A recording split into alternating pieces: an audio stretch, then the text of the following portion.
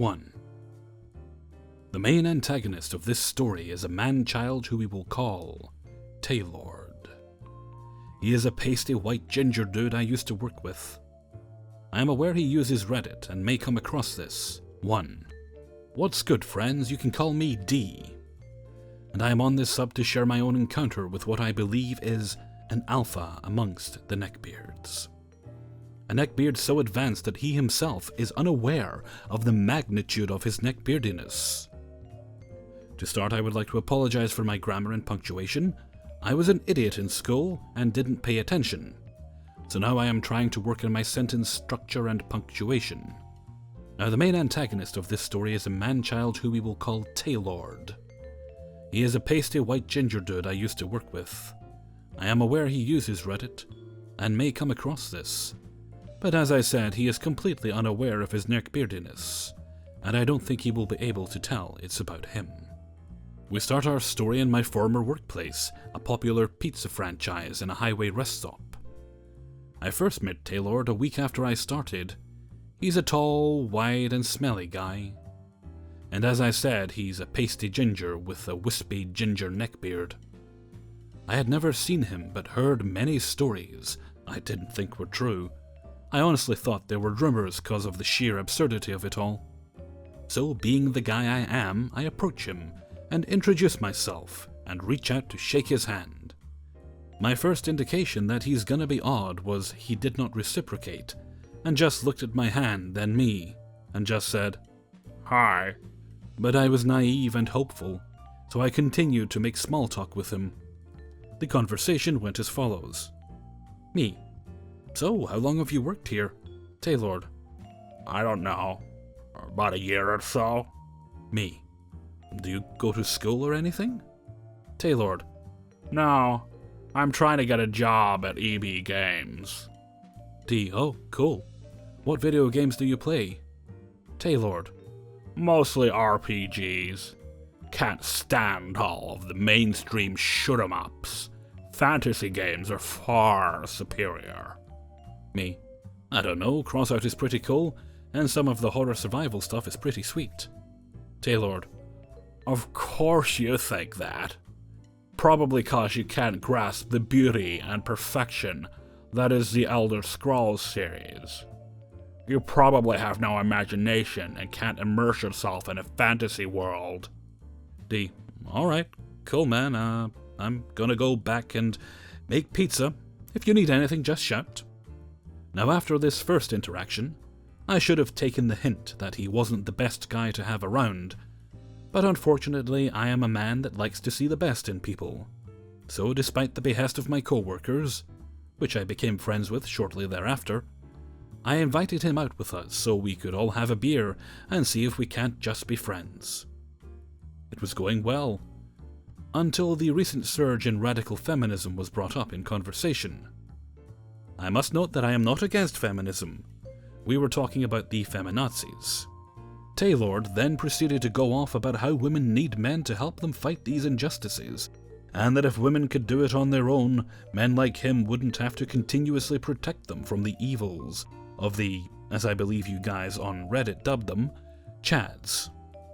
Now, the two girls who were with us at the time seemed really uncomfortable with his opinions, and one of them, a girl we will call Sarah, spoke up and said that he really needs to relax and to change the subject cause he took it way too far, to which he replied, Don't be such a drama queen. It's girls like you that need men like me to save you from your own ignorance." Having enough of his shit, we finished our beers and left. I worked with Taylord for almost a year, and in that time he has made claims such as his uncle helped with the storyboard for the anime Death Note, claimed that he was a distant relation to an Apache chieftain, he knew how to scalp a person, and had practiced on deer and other animals he has hunted, claimed to be 143rd in line to the throne of England, was victim of a demonic possession that he then proceeded to perform an exorcism on himself, and I quote, "He studied the Bible under the tutelage of a Vatican priest that owed me a favor." And to put the icing on the cake, at the end of his employment, claimed he was going to work for Microsoft, that they had actively sought him out because they were aware of his superior programming skills.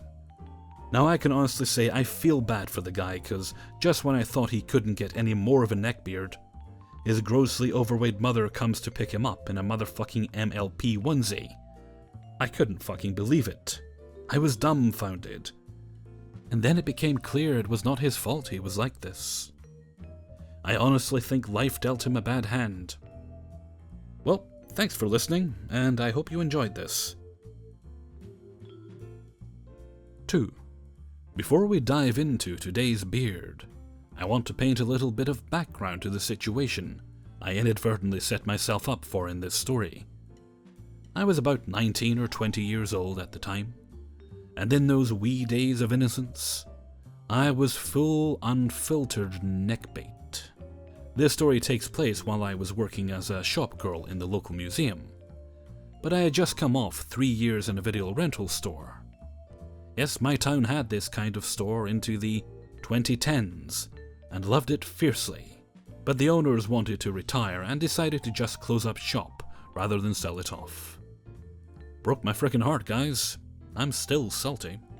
Anyway, in addition to that little morsel, I had taken up playing roller derby around the same time, and it had quite a dramatic effect on my wardrobe choices.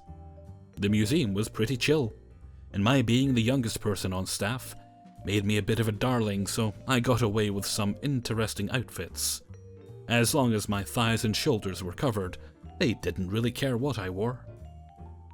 One of my absolute favorite outfits was a 50s style swing dress that was predominantly black, but had a pattern of brightly colored cupcakes, stars, skulls, and unicorns all over it. It's my unicorn dress. It is so stupid, and I love it. I was a walking, talking, movie reference spewing pseudo vintage weirdo magnet, and I was in complete denial. So there I am, happily minding my own business in the shop, which is in the lobby and does not have any partitioning walls. It's all just one big space. On this awesome summer day, and all is well with the world. It's pretty common for the museum to get big groups coming in together, and one such group filtered in while I was out from behind my desk, messing with something on the shop floor. While waiting for all members of their party to arrive, a few wandered through the shop, sending me back behind my desk so that it would be obvious I was the one they could ask any questions. One man in particular shuffled in while I was still in motion, and zeroed in his sights like a laser. Our neckbeard appears. Yippee! I had made it to the desk by the time he started moving in my direction, so I had plenty of time to watch him come lumbering towards me. I remember thinking the way he so intently stared at me was weird, but I figured he was just coming over to ask me a question about the museum. I so wish I could go back in time and kick some sense into younger me, just because thinking about these interactions still makes me cringe. This guy had a weird combo of neckbeardy tropes. He was very tall, at least 6'5", but had quite the significant gut. His cheeks and neck were covered in a patchy ginger beard, but the hair on top of his head had forsaken him completely, leaving only a straw-colored ring of fluff like a monk's. He wore giant Nikes on his feet that he kicked out in front of him when he walked. To get the full effect, wrap yourself in the comforter from your bed, and then kick it out of your way while walking forward, and just imagine what such a gait looks like on a bald giant in the lobby of a museum. Fun, right? He also wore a too small, blindingly white t-shirt with a weird yellow disc on it. This will be important later. So over he comes, looming over the desk. I take an instinctive step back. Personal bubble infringement alert. He has still not looked away from me, and beginning to be creeped out a little. I casually wrap my cardigan around me, crossing my body with my arms in the process. Bad move, because this movement draws his look away from my face to my body. Going forward, picture a manic grin on your mental CG. Creepy giant. That's a pretty dress, you shouldn't cover it up. All of his sentences came out in one stream, no punctuation. Me, oh thanks, yeah, it's just a bit chilly in here, so... Did you have a question about anything? Damn that retail training. Creepy giant. Doesn't even look around. No, I just wanted to come talk to you like I felt we had a connection. What the fuck? Me. Okay. Well, I think your group is going into the museum now. I just noticed a few people gathering over by the entrance to the galleries and hoped what I'd said was true. He finally, mercifully, looks away over his shoulder. Oh, I have to go join that. He looks back at me, still grinning, and says, I can't wait to come back and talk to you more. You just have such a great body and I can tell you're a real lady. He then turns and shuffles off, leaving me standing there wondering what the frick-frack just happened. The group was in the museum for quite a while, which was a relief, but I still hoped to conveniently time my lunch with the end of their hour. Unfortunately, I'm not a lucky human being. Either that, or the universe gets a kick out of watching me squirm. Either way, I was still in the shop when the group came out of the museum. One way in, one way out. Please exit through the gift shop. For the briefest of moments, I thought the giant had forgotten about me, as he was standing on the other side of the room talking to one of our docents. In the moment I looked over to confirm his distance from me, he glanced in my direction, and without so much as a thanks to the docent, beelined right back over to my desk. This time, he opens with this smasher. Creepy giant. Are you looking at my shirt? Me. What? Creepy giant. My shirt. He stretches it out at the hem, the poor shirt, and nods down to it. Stupidly, I look too and realize that the yellow disc is a drum, and that there are lighter yellow rays coming off the top of it. Below is written, I march to the beat of Jesus' drum. I am officially dumbfounded. I made it myself. He's so proud. Finally, he says the words all women at work dread hearing. Do you want to get a coffee with me? I can tell you all about our Lord Jesus Christ. Well, okay. Maybe just that first part. Hey, ladies. Me. No. No, thank you. I'm not religious and I have a boyfriend. The first part of that sentence was true. The second was not. He is visibly crestfallen, like the overly dramatic face disappointed children pull when they don't get what they want. And I am shocked at the realization that this total stranger thought his foolproof plan was going to work. He let go of the hem of his shirt, looked down at his shoes, mumbled, I thought we had a connection, turned around and walked out of the museum without another word to anyone. Meanwhile, I'm rooted to the spot, eyebrows pushing against my hairline in shock at what has just transpired, getting shot confused looks by the docent, still standing where she had been talking to Creepy Giant on the other side of the lobby. I eventually snapped out of it and went back to, actually working. It turned out that the group was a visiting church group, and while no one mentioned the guy with the homemade Jesus shirt, I did get a few sympathetic smiles as people made their purchases. Everyone else in the group was super nice, and collectively they spent a decent amount of money. So I just chalked it up to another day, another dime, and got on with my life. I wore that dress a lot while working there, and people got a kick out of it, especially little kids. But thankfully, I never got any more attention from guys like the Creepy Giant. Unfortunately, it was not the last time I got asked out while working. But as I'm sure a lot of you lovely people know, that isn't exactly a rare phenomenon. Stay strong out there, my lovelies.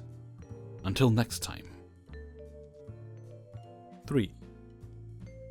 This story goes back about 6 years. At the beginning of my sophomore year of high school, I was in need of a lunch group, so I found a small group of friendly geeks and nerds. Not losers at all. In fact, they were all decently liked by most people. One of these people I became friends with, however, would soon ruin our new friendship. We'll call him White Knight.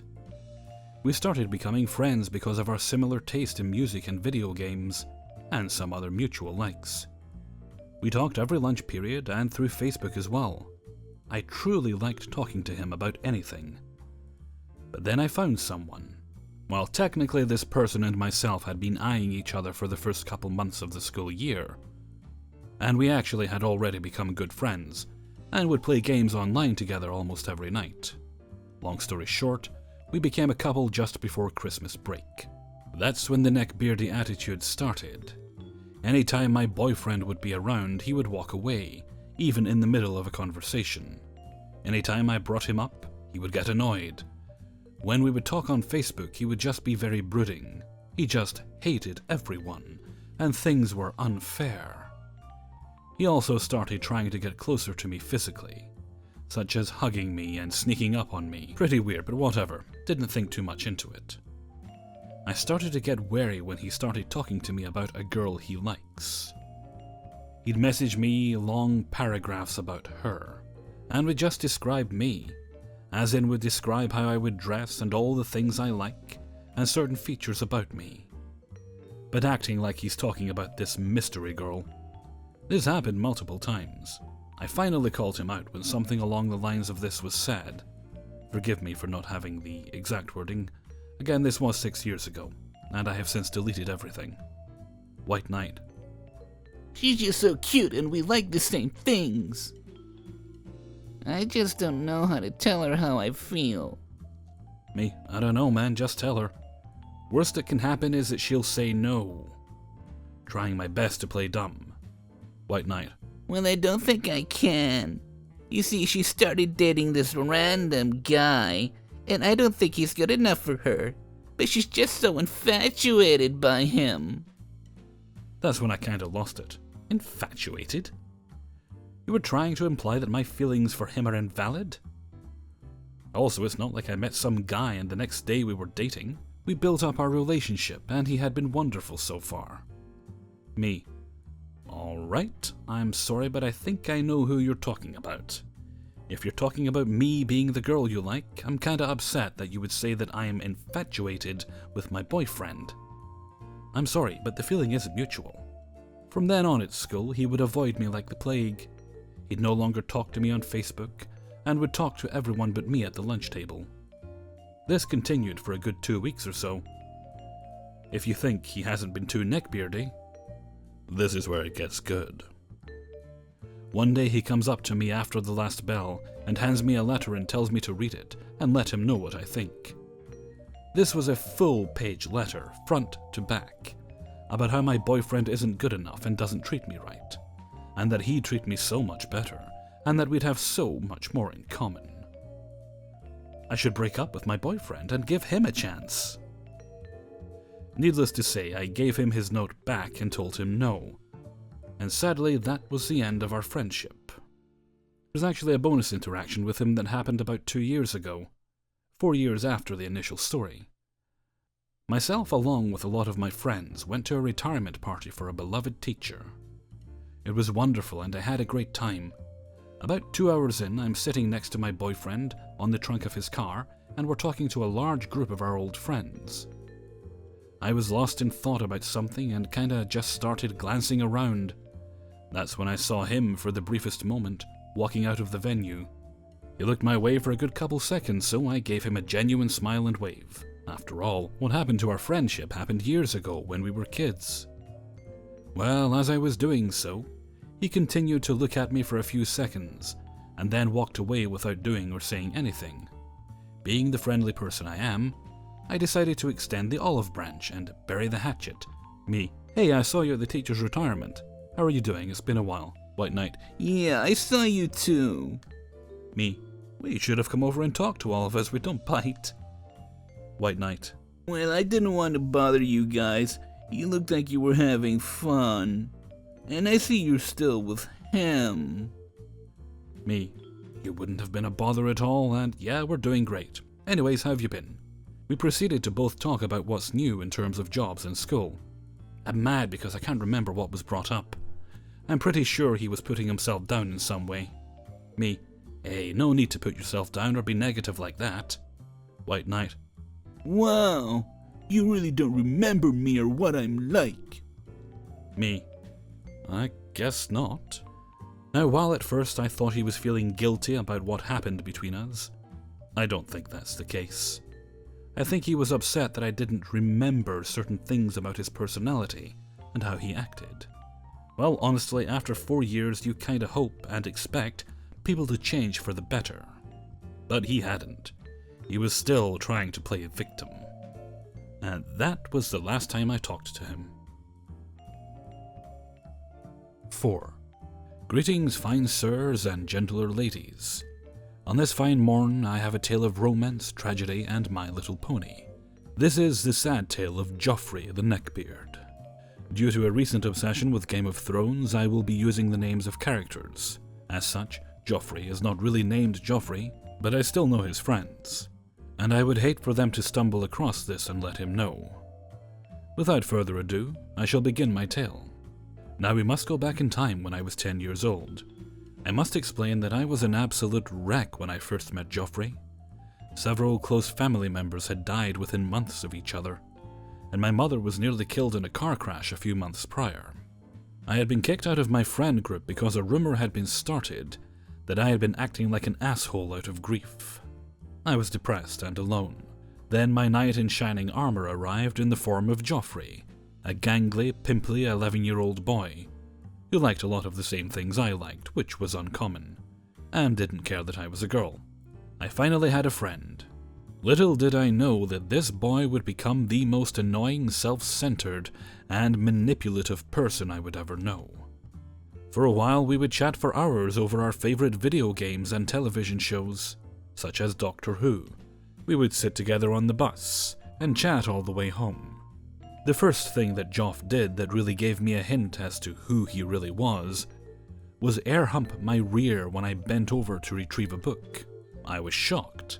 I refused to speak to him, and he would chase me in between classes, begging for me to forgive him. Eventually, I came back to him, figuring that he was my only real friend now and that he had learned his lesson about being foul. Not so. Joff became even worse. He began to badmouth his family. He was a staunch atheist, and his mother had recently married a pastor, saying that he hated his stepdad and brothers. He drew penises on my belongings. He began to get pissy when I would try to change the subject in conversation, when I was sick of hearing about Deadpool, and he became an avid brawny. He would wear My Little Pony t-shirts on a rotating loop, and wouldn't shut up about how much he loved Rarity. We began to run out of things to talk about, and I realized that we really didn't have much in common anymore. So I began to push him away. My friends had realized that I had been in a bad place, and felt incredibly sorry for how they had treated me. So I began to reintegrate with my old friends. This did not please Joffrey. He would grab my wrist in the halls, practically in tears, and demand to know why I hated him. I would tell him I didn't hate him, and he would ask why I wouldn't sit with him anymore. Eventually, we worked out a system. I would sit with him 2 days a week, and I would sit with my friends 3 days a week. He began to send me messages over Gmail, demanding to know why we weren't friends anymore, and that he was sorry for whatever he had done wrong. Once he sat next to me on the bus and immediately began blabbering, and when I asked him to move because I had an awful headache, he simply laughed and told me that I was funny. It seemed no matter how hard I tried to push him away, he just clung tighter. My haven was with my friends, who didn't understand why I was friends with him. They thought he was a creep. During this period, Joffrey could tell he was losing his grip on me, and he tried everything short of "I'm pregnant" to keep me around. I turned him down every time. Eventually, I completely cut contact with him. So seeing as there was no way I was coming back to him, he decided that he was coming to me. He plopped himself down at our lunch table, completely uninvited, and began talking my ear off. All of Joffrey's friends at the old table looked on in confusion as I ignored Joff and continued talking to my old friends. I blocked Joff on any way possible he could contact me, and hoped he would get the hint. By this point I was 13 and he was 14. He rooted himself in our friend circle like some sort of insane cowbird, and refused to go. Even when one of the most vocal members of our group told him to fuck off, he just ignored her and continued chatting with the others. By now, Joff had gone from an average dork to a full-on neckbeard, fedora, stale jacket, atheism and all. I mentioned the My Little Pony addiction, but he got into anime, Homestuck, Undertale, and Leafy is Here. He loved sending us cringy edgelord memes, normally having something to do with the alt-right. He would interrupt our conversation just to tell us the same joke over and over. Now, I'm all for memes, but you have to be decently tactful about them.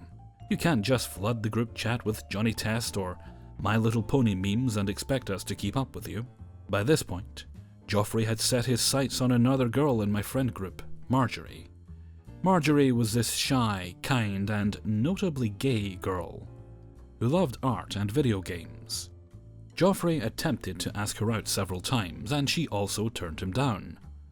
At this point I feared for Marjorie, as Joffrey had put his hands on me multiple times during our time as friends, and had inflicted some serious damage, considering he was 6'2" and 210 pounds, and I was 5'2" and 120, though sturdily built.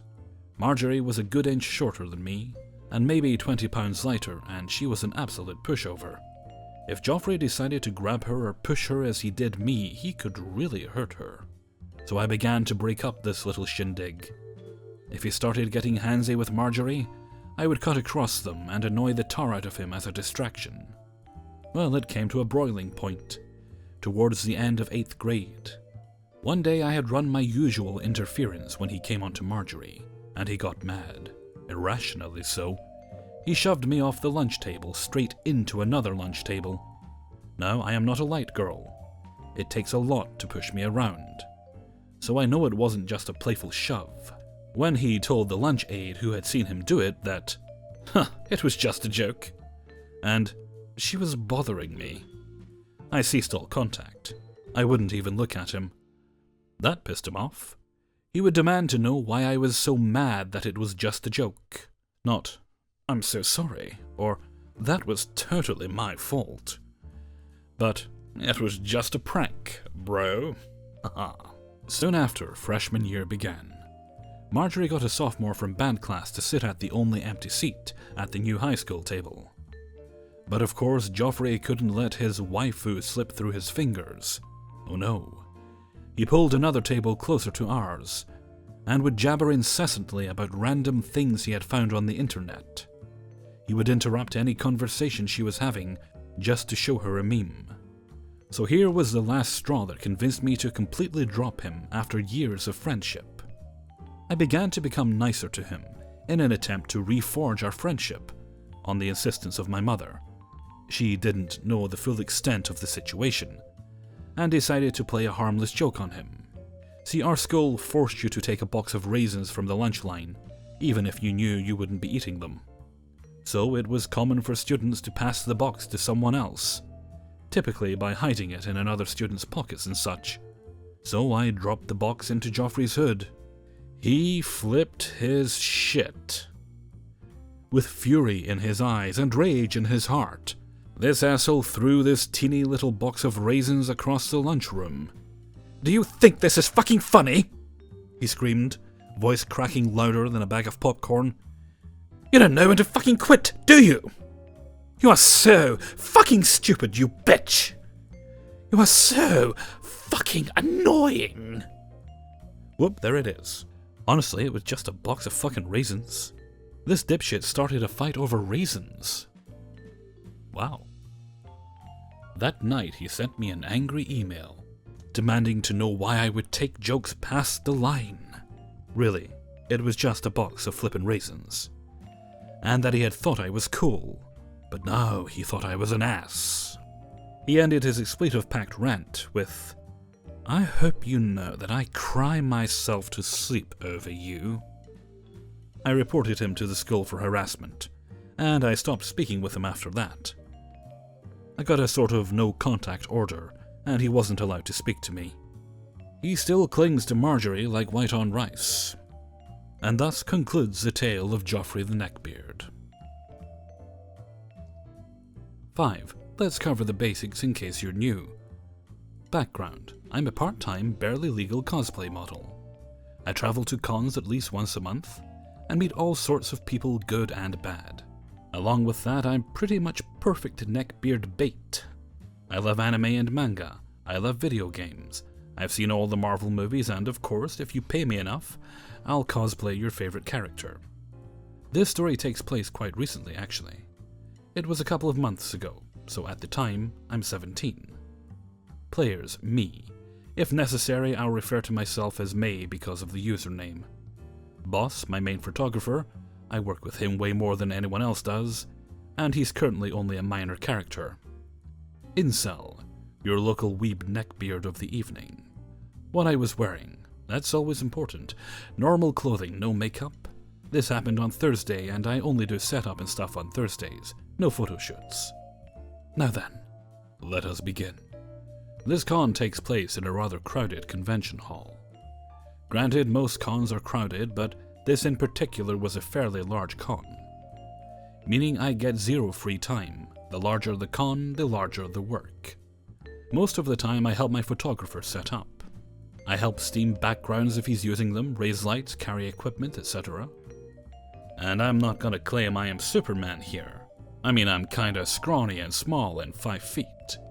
So oftentimes people will see me struggling and offer to help. One man decided to help me that evening. A man with a thin, greasy mullet. He didn't have a fedora, sadly, because I'm still waiting for someone to actually tip their fedora at me. But he was tall, lanky, dressed in a semi-weird outfit, so I couldn't tell if he was cosplaying. I agreed, this equipment was particularly heavy. He asked where I was carrying this to. I said boss. I explained the giant badge on me. These badges looked different than the normal ones. Was both press and VIP since I was working this con. He looked me dead in the eyes and said, "Oh, I work for boss too. I'm incel." Now y'alls, it's been a while since I started working for boss. I have a lot of damn pics with him. And this man is literally nowhere in these pics, and I've never seen him before, so I'm like, okay. He proceeds to tell me that an ex-co-worker who had retired introduced him to boss. Apparently they took pictures together once. 2 years ago. He paid him. And that makes him a professional cosplay model. So, now I've been put in this awkward situation as I carry my shit pounds of equipment to boss. And this man doesn't even give me a chance to tell him he doesn't work for boss, he just continues. "You know, I'm cosplaying right now." "Oh, so is that what the tin cans on your shoulders are? And believe me, I don't care what level of cosplaying you're at, amateur or pro. Just that this man was claiming to be a pro." "I'm so glad I met boss 2 years ago. I guess I've been here longer than you. Can't believe we've never met." "I've been here for 6 months. I would have remembered you, bud." "Since most girl cosplayers are such bitches." "Oh no, pause game, time out." "They think they're so entitled because they have good bodies. I don't need their bodies. I have hentai for that." Delete May character. "And I'm such a nice guy. And they never even give me a chance because I'm a dude. I barely even have any friends because they all fall victim to thoughts. You know our incels? Of course you don't, May. You're a girl." "Not the incels." "I can't believe they banned it. But I feel you owe me since I'm helping you." "I regret my life." "So we should meet up later." "No." I took the equipment from him and said, "I am a cosplay model, you aren't. Have you ever crushed someone's dreams?" I'm pretty sure I saw the life drain out of his eyes, and I'm supposed to be really nice at cons. So, this isn't good. This is con security's job, not mine. "Fine. I see you're just like every other girl. I'll show you. I'm a real cosplay model." And he stormed off. So I was hoping that was dead and done, but that's not how weeb neckbeards work. Because as soon as I woke up the next morning, I woke up to a flurry of texts on my professional account. I could probably dig around and find the screenshots, but he basically said stuff like, "I'm sorry," and then, "Fuck you, whore." And after that, "Can you cosplay Hanoka from Love Love?" Because every single neckbeard has a wet dream waifu. I checked his Facebook profile recently, and apparently he still has Boss listed as his main employer, which is kinda wild because both Boss and I told him off. I guess he lives in his own dream world. "Hey everybody, Hellfreezer here. Sorry about that. It's hard to stop that voice sometimes, it can take over you. Right, where was I? Oh yes. Hey everybody, Hellfreezer here, and thank you very much for listening to Neckbeards in the Wild, number 6. Right, you guys should be getting this on Sunday, and if all's gone according to plan, I'll be passed out on the sofa after doing lots of work in my garden. Assuming I get nice sunny weather. I was heading out yesterday, do a little bit of grocery shopping, running low on various things, and oh goodness, the grass in my garden, I'm embarrassed with how long it's gotten, I really am. Didn't realise it was that bad actually, I've been kind of walking by it, not paying attention, but it definitely needs taking care of. Okay, and with that I'll leave you for now. So until next time, thank you very much for listening, and take very good care of yourselves.